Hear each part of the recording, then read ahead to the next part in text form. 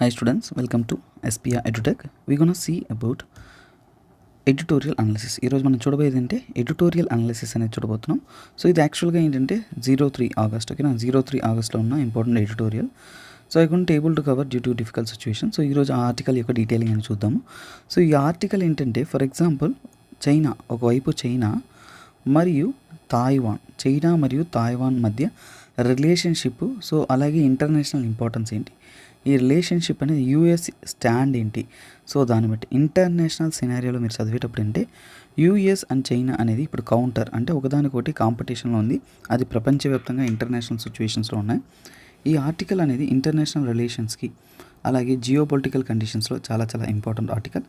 ఈ ఆర్టికల్లో ఉన్న కంటెంట్ కన్నా కానీ మీరు చైనా తాయివాన్ మధ్య ఇష్యూ ఏంటి, వాళ్ళ సమస్య ఏంటో దాన్ని తెలుసుకుంటే చాలా హెల్ప్ అవుతుంది. సో అందుకనే దాన్ని వివరించి ఈ యొక్క సో కాల్డ్ యొక్క ఆర్టికల్లో ఏమి ఇచ్చారో దాన్ని మనం తెలుసుకుందాం. So first of all Taiwan and China ఎక్కడున్నాయో తెలుసుకుందాం. తాయివాన్ అనేది చైనాకి ఈ ప్రాంతంలో ఉంటుంది. ఇది ఏంటంటే ఈస్ట్ చైనా సీ. దీన్ని ఏమంటాం మనం, ఈస్ట్ చైనా సీ అంటాం. ఈస్ట్ చైనా సీ ఇక్కడ ఉంటుంది. సో ఈస్ట్ చైనా సీ ఇక్కడ ఉంటే ఈ పార్ట్లో ఏముంటుందంటే సో కాల్డ్ ఇక్కడ ఏముంటుందంటే మనకి సౌత్ చైనా సీ ఉంటుంది. ఓకేనా, ఈస్ట్ చైనా సీ దగ్గరలో తాయివాన్ ఇష్యూ ఒకటి ఉంటుంది. సౌత్ చైనా సీలో సేమ్ టు సేమ్ ఇష్యూ వచ్చేసి ఇక్కడ హాంకాంగ్ ఒకటి ఉంటుంది అన్న. సో మొత్తానికి ఏంటంటే ఇది ఏంటంటే కంటెన్షియస్ ఇష్యూ, అంటే కంటిన్యూస్గా సావరెనిటీ కోసం, స్వతంత్రం కోసం పోరాడుతున్న పోరాటం లాగా. యాక్చువల్గా ఏంటంటే ఈ తాయివాన్ అనేది నేను చైనా నుంచి విడిపోతాను, సపరేట్ కంట్రీగా ఉంటాను అనేది అక్కడ ప్రశ్నార్థమకంగా అన్ని అక్కడ ఉండే పరిపాలన మీద కూడా, అక్కడ ఉన్న గవర్నెన్స్ మీద కూడా ఇష్యూ ఉంది. సో ఆ విషయాన్ని మనం తెలుసుకుంటాం. సో తాయివాన్కి చైనాకి మధ్య ఉన్న లైన్ని మీడియన్ లైన్ అంటారు.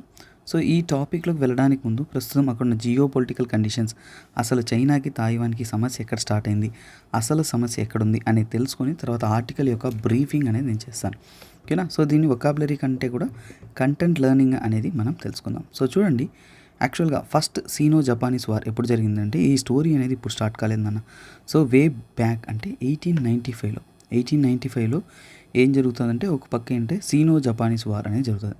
ఫస్ట్ సీనో జపానీస్ వార్ అంటే చైనాకి జపానీస్కి మధ్య ఒక యుద్ధం అనేది జరుగుతుంది. సో సీనో జపానీస్ వార్ అది. సో ఇది ఎప్పుడంటే ఫస్ట్ సీనో జపానీస్ వార్ అంటారు. సో ఓకేనా, ఈ సీనో జపానీస్ వార్ జరిగిన తర్వాత ఈ యొక్క తాయివాన్ ఏదైతే ఉందో, ఓకేనా, ఈ తాయివాన్ అనేది జపాన్ కంట్రోల్కి వెళ్ళిపోతుంది. సో మొత్తం ఈ జపాన్ అంతా ఎవరు కంట్రోల్ చేస్తున్నారు, తాయివాన్ ఎవరు కంట్రోల్ చేస్తున్నారు, జపాన్. కాకపోతే వరల్డ్ వార్ టూ దాకా కంట్రోల్ చేశారు. వరల్డ్ వార్ 2 ఎండ్ అయిన తర్వాత 1945 ఆ టైం తర్వాత ఏంటంటే సపరేట్గా చూడండి రిపబ్లిక్ ఆఫ్ సో సపరేట్గా ఏంటంటే రిపబ్లిక్ ఆఫ్ చైనా అనేది ఫామ్ అయింది. ఓకేనా, so under the control of, so ఈ రిపబ్లిక్ ఆఫ్ చైనా ఏదైతే ఉందో అది తాయివాన్ని కంట్రోల్ చేయడం స్టార్ట్ చేసింది. తాయివాన్ అనేది ఎక్కడుందో చూసుకున్నారు కదా, సో దాన్ని మర్చిపోవద్దు, సపరేట్ ఐలాండ్. ఈ ఐలాండ్ని తాయివాన్ అంటారు. సో ఇప్పటికీ కూడా ఆ సమస్య అనేది కంటిన్యూగా పర్సిస్ట్ అవుతూనే ఉంది. సో ఇక్కడ రిపబ్లిక్ ఆఫ్ చైనా అనేది ఇప్పుడు తాయివాన్ని కంట్రోల్ చేస్తున్నారు, no issues. So world war 2 తర్వాత చైనా సపోర్ట్ ఎవరు చేశారు, యుఎస్ఏ మరియు యూకే, వీరంతా సపోర్ట్ చేశారు కాబట్టి వాళ్ళంతా కూడా రూల్ చేస్తున్నారు. అప్పుడు ఈ రిపబ్లిక్ ఆఫ్ చైనాలో 2 పొలిటికల్ పార్టీస్ ఉన్నాయి. సో ఆ 2 పొలిటికల్ పార్టీస్ ఏంటంటే, ఫర్ ఎగ్జాంపుల్ కువోమింటాంగ్. సో ఒకటి అంటే కువోమింటాంగ్ అనే పార్టీ ఉంటుంది, కేఎంటీ. సో ఆ పార్టీ ఏంటి, కువోమింటాంగ్, కేఎంటీ. ఇంకోటి అంటే చైనీస్ కమ్యూనిస్ట్ పార్టీ, ఓకేనా, చైనీస్ కమ్యూనిస్ట్ పార్టీ ఇప్పుడంతా కూడా కమ్యూనిస్ట్ పార్టీ కదా రూలింగ్లో ఉంది. సో ఆ పార్టీ అప్పుడు సిసిపి అనేది 2 పార్టీలు కూడా పోరాడుతూ వాటి ఇంపార్టెన్స్ అనేది ఇస్తూ ఉన్నాయి. కాకపోతే అక్కడ ఏంటంటే ఈ చైనీస్ కమ్యూనిస్ట్ పార్టీ యొక్క హెడ్గా ఎవరున్నా అంటే మావో జిడాంగ్. అతనే ఇప్పుడున్న చైనాని రూపొందించిన వ్యక్తి అని కూడా చెప్పచ్చు. సో అప్పుడు ఈ కువామింటాంగ్ పార్టీ, ఈ పార్టీకి చెందిన వారంతా కూడా ఫ్లడ్, అంటే ఈ యొక్క చైనా ఏరియా నుంచి కూడా పారిపోవడం జరిగింది. సో అదే ఏమంటే చైనా సివిల్ వార్ అంటారు. ఓకేనా, చైనా సివిల్ వార్ జరిగి వీళ్ళంతా కూడా ఎక్కడికి పారిపోయారు, తాయివాన్కి పారిపోయారు. ఎందుకు సార్ తాయివాన్కి పారిపోయారంటే వీళ్ళంతా కూడా, సో ఈ కువోమింటాంగ్ అంతా ఏం కోరుకున్నా అంటే డెమోక్రసీ కోరుకున్నాను ఆయన. సో ఇక్కడ ఏంటంటే సో డెమోక్రసీ కావాలని కోరుకున్నారు. డెమోక్రసీ కావాలి, డెమోక్రటిక్ గవర్నమెంట్ కావాలి అని. కాకపోతే వీరంతా ఏంటి, హై కరప్షన్, డెమోక్రసీ లేకపోవడం, అన్డెమోక్రటిక్ పాలసీస్, వీటన్నిటిని వ్యతిరేకంగా ఈ యొక్క సోకాల్ కమ్యూనిస్ట్ పార్టీ పరిపాలన మాకొద్దు, మేము సపరేట్గా వెళ్తామనే వ్యతిరేకత్వంగా కూడా వాళ్ళు వెళ్ళిపోయారు. అలాగే చూడండి, ముఖ్యంగా ఏంటంటే అప్పుడంతా జపానీస్ ఇన్వేటర్ చేతిలోనే కదా ఉండింది. సో అదే విధంగా వీరంతా కూడా సపరేట్గానే వెళ్ళిపోయారు. సో అప్పుడు కేఎంటీ లీడర్, ఓకేనా, కేఎంటీకి చెందిన లీడర్ అంటే చియాన్ ఓకేనా, చియాంగ్ కాయ్ షేక్. పేర్లు కొద్ది కష్టమే కానీ వాస్తవానికి స్టోరీ తెలుసుకోవడానికి మనకి అవి అవసరం కాబట్టి మనం తెలుసుకున్నాం. సో అక్కడికి వెళ్ళిన తర్వాత అతను ఈ కేఎంటీ అనేది సపరేట్గా ఒక పార్టీలా ఫామ్ అయ్యి డెమోక్రటిక్ ప్రోగ్రెసివ్ పార్టీ అనేది ఫామ్ చేశారు. Democratic progressive party. సో ఓకేనా, సో డెమోక్రటిక్ ప్రోగ్రెసివ్ పార్టీలా ఫామ్ అయ్యి, సో ఇక్కడ ఏంటంటే ఈ డెమోక్రటిక్ ప్రోగ్రెసివ్ పార్టీ అనేది పాపులారిటీకి అనేది వచ్చింది. సో అలాగే ఈ కుమోమింటాంగ్కి వ్యతిరేకంగా అనేది స్టార్ట్ అయింది. అంటే యాక్చువల్గా చూడండి, తాయివాన్ పార్టీ అంటే ఈ కేఎంటీకి వ్యతిరేకంగా ఒక పార్టీ ఫామ్ అయింది, అదే డెమోక్రటిక్ ప్రోగ్రెసివ్ పార్టీ. ఓకేనా, సో ఇది ఎమర్జెన్సీ అయిన తర్వాత ఈ యొక్క కేఎంటీ కూడా డిక్టేటర్షిప్, ఎవరైతే ఈ కేఎంటీ డిక్టేటర్షిప్ ఉన్నారో వాళ్ళు కూడా పడిపోయారు. అంటే ఇప్పుడు చివరికి ఏంటంటే ఇక్కడి నుంచి సపరేట్ అయ్యారు చూసారా, వీరు సపరేట్ అయిన తర్వాత ఈ Taiwan separate governance, so called China అనేది మెయిన్ ల్యాండ్ అనేది సపరేట్ గవర్నెన్స్ ఉండేది. సో తర్వాత 1980స్లో సమస్య అనేది పెద్దదిగా మారడం జరిగింది.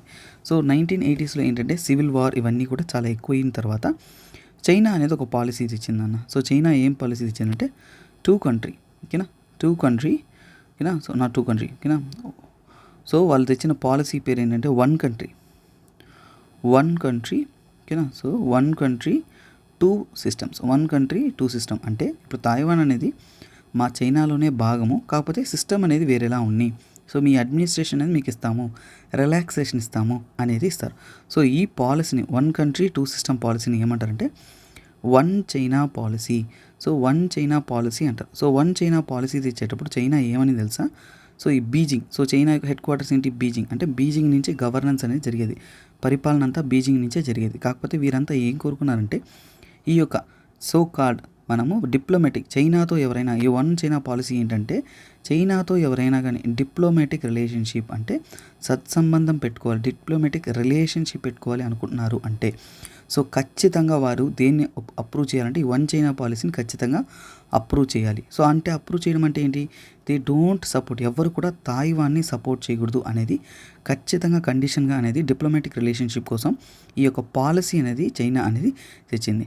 సో అలాగే ఈ పాలసీ తేవడం వల్ల, సో ఏంటంటే ఈ పాలసీ తేవడం వల్ల ప్రతి ఒక్కరు కూడా ఏ దేశం కూడా తాయివాన్కి సపోర్ట్ అనేది చేయాలి. ఎందుకంటే చైనాతో మంచి సత్సంబంధం ఉండాలంటే తాయివాన్కి సపోర్ట్ చేయకూడదు కదా, అంటే తాయివాన్ని సపరేట్ కంట్రీగా అనేది గుర్తించకూడదు కదా.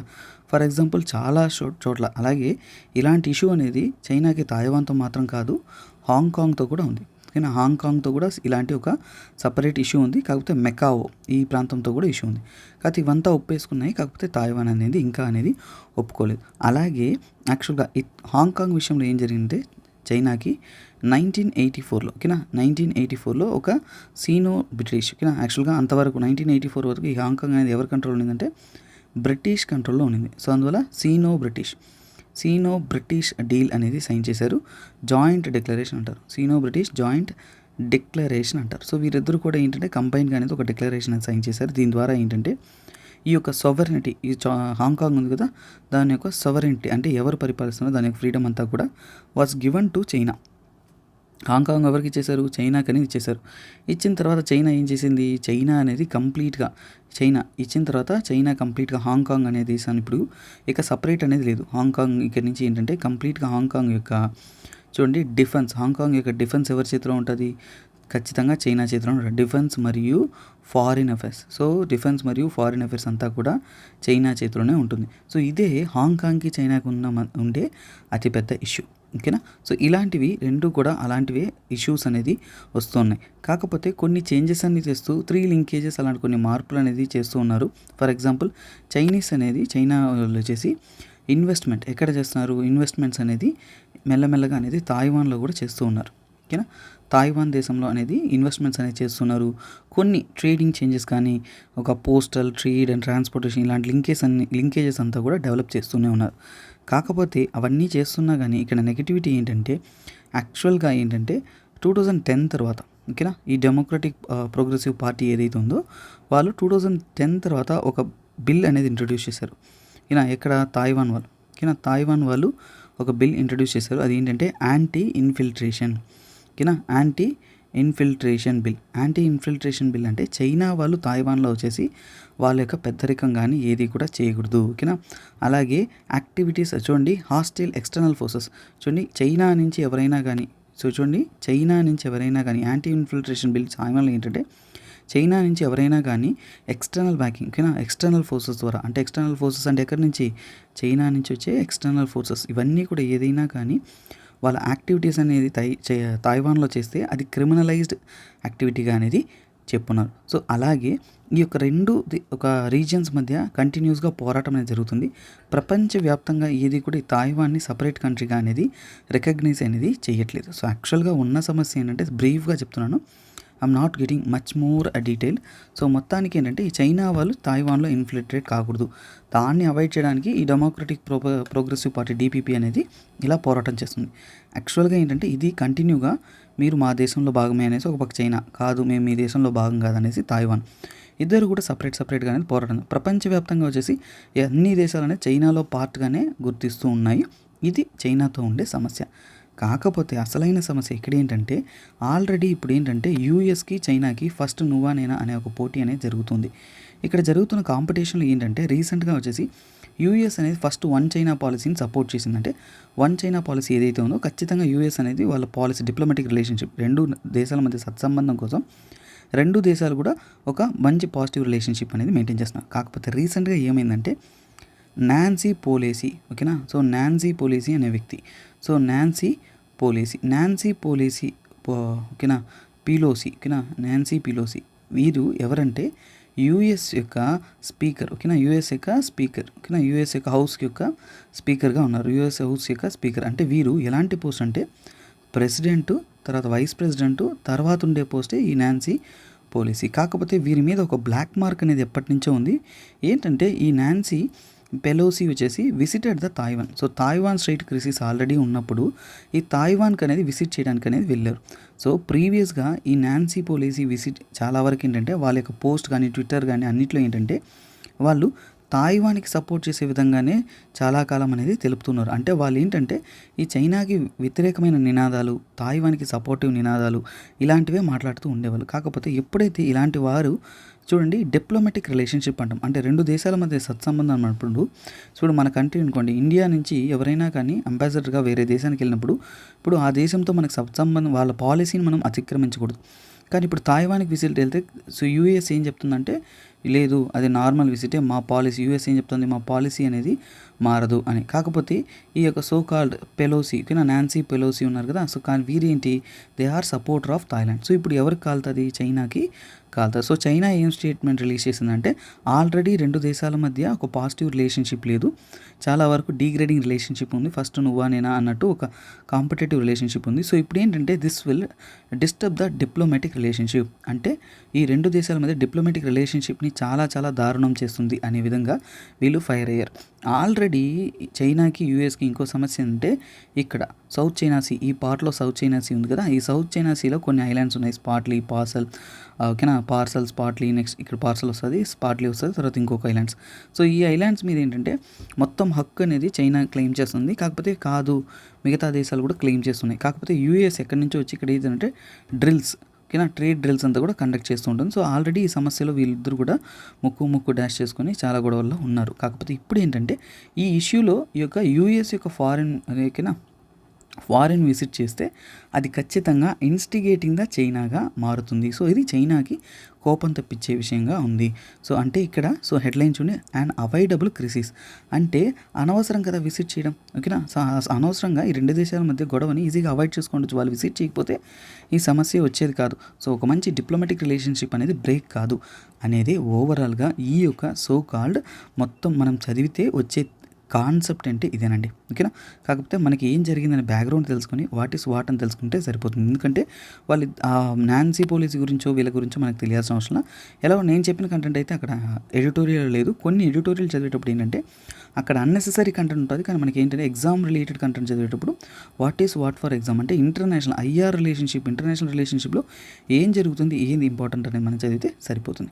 దిస్ ఈజ్ హౌ ఈ ప్రిపేర్ ఓకేనా. కొన్ని మనం లైన్ టు లైన్ చదవము, కాన్సెప్ట్ నేర్చుకుంటుంటాం ఓకేనా. ఇలాంటి ఎడిటోరియల్స్ అనేది రెగ్యులర్గా మీకు కావాలి అనుకుంటే ఛానల్ సబ్స్క్రైబ్ చేసుకోవచ్చు. అలాగే మీ యొక్క వాల్యుబుల్ కమెంట్స్ అనేది పేస్ట్ చేయండి. అలాగే ఇంకోటి ఏంటంటే నెంబర్ ఆఫ్ మెంబర్స్కి షేర్ చేయండి. ఎందుకంటే మీ యొక్క వ్యూవర్షిప్ కానీ సపోర్ట్ కానీ పెరిగే కొద్దీ మీకోసం క్వాలిటీ కంటెంట్ అనేది తేడానికి అనేది నేను ఇంకా ప్రయత్నం అనేది చేస్తుంటాను.